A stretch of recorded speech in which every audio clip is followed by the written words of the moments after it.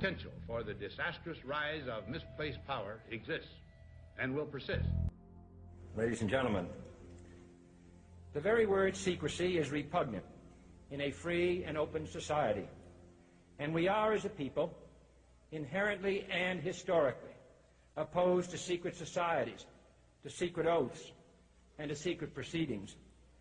We decided long ago that the dangers of excessive and unwarranted concealment of pertinent facts far outweighed the dangers which are cited to justify it. Even today, there is little value in opposing the threat of a closed society by imitating its arbitrary restrictions. Even today, there is little value in ensuring the survival of our nation if our traditions do not survive with it. And there is very grave danger that an announced need for increased security will be seized upon by those anxious to expand its meaning to the very limits of official censorship and concealment. That I do not intend to permit to the extent that it's in my control. And no official of my administration, whether his rank is high or low, civilian or military, should interpret my words here tonight as an excuse to censor the news, to stifle dissent, to cover up our mistakes, or to withhold from the press and the public the facts they deserve to know. For we are opposed around the world by a monolithic and ruthless conspiracy that relies primarily on covert means for expanding its sphere of influence, on infiltration instead of invasion, on subversion instead of elections, on intimidation instead of free choice, on guerrillas by night instead of armies by day. It is a system which has conscripted vast human and material resources into the building of a tightly knit, highly efficient machine that combines military, diplomatic, intelligence, economic, scientific, and political operations. Its preparations are concealed, not published. Its mistakes are buried, not headlined. Its dissenters are silenced, not praised. No expenditure is questioned, no rumor is printed, no secret is revealed. No president should fear public scrutiny of his program, for from that scrutiny comes understanding, and from that understanding comes support or opposition, and both are necessary. I am not asking your newspapers to support an administration, but I am asking your help in the tremendous task of informing and alerting the American people. For I have complete confidence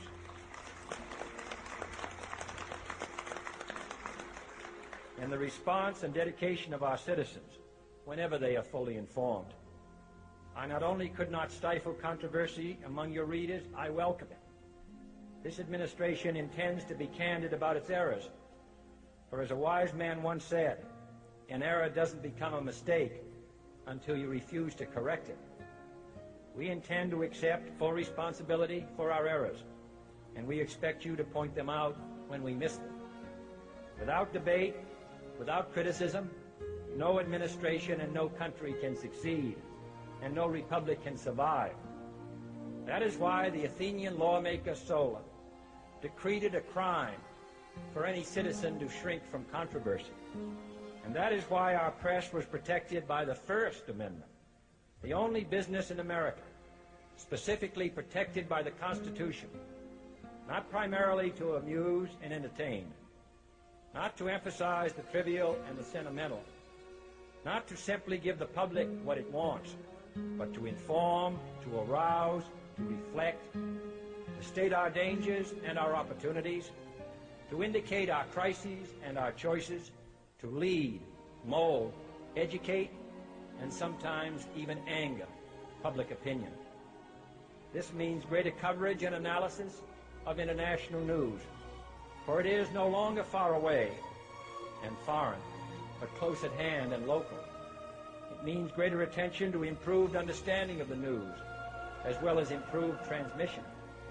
And it means, finally, that government at all levels must meet its obligation to provide you with the fullest possible information outside the narrowest limits of national security.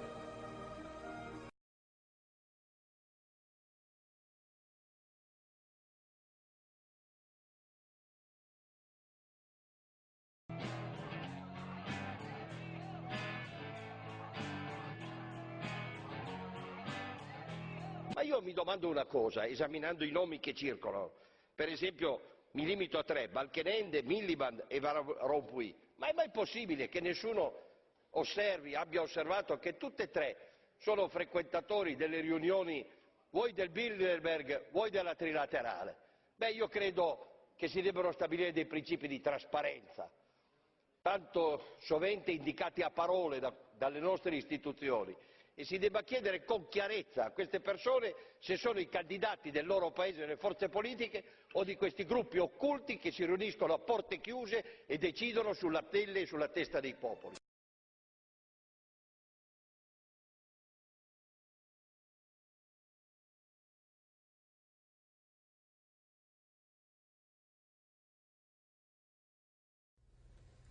On the outskirts of the national capital today, black limousines with darkened windows converged on a hotel where private security guards imposed ironclad control.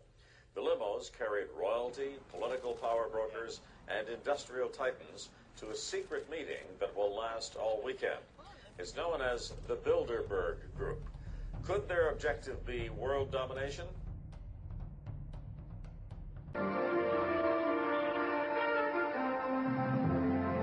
Madame, Monsieur, bonsoir. Les personnalités les plus influentes du monde réunies dans le plus grand secret à Genval, dans le Brabant wallon. Chaque année, le groupe Bilderberg se rassemble dans un pays différent pour discuter des grands problèmes internationaux. Des réunions depuis toujours entourées de mystères. À Genval, Grégory Willock et Denis Cockart ont pu apercevoir notamment la reine Béatrix des Pays-Bas. Il nous faudra patienter quelques minutes et voilà Béatrix, reine des Pays-Bas, en personne.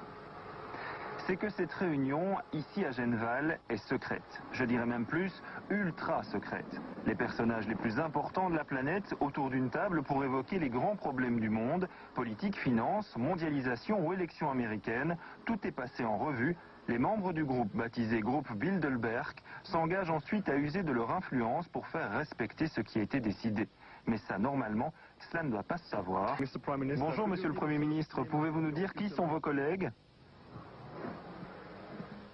Comment s'est passée cette réunion? Pas sûr qu'on soit censé faire beaucoup de commentaires, mais très bien. Très bien, c'était positif? On s'est engagé à ne rien dire. Mais on sait que vous discutez des grands problèmes du monde, ça veut dire quoi en particulier? Est-ce qu'il y a des choses plus... Non, franchement, je peux pas. Bonne chance, quand même. Et Bill Clinton ne viendra finalement pas. Il s'est fait remplacer par Henry Kissinger.